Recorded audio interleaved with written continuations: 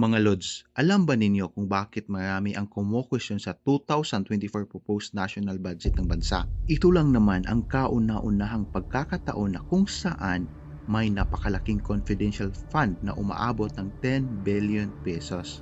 At dahil dito, marami ang sangay ng gobyerno nagkaroon ng pagliit ng budget para lang ma-accommodate ito. Tulad ng sa edukasyon at sa health services ng mga public hospital. Ang proposed national budget natin sa taong 2024 ay umaabot ng 5.768 trillion pesos at ang 2.46 trillion dito o 43.32% nito ay utangin pa. Sa laki ng uutangin para dito, marami ang nag-alala dahil sa taong bayan naman daw ipapasa ang utang ng gobyerno. At dahil dito, baka tumaas naman ulit ang tax na kanilang binabayaran. Sa tingin ninyo, tama ba ang pag-utang ng ating pamahalaan?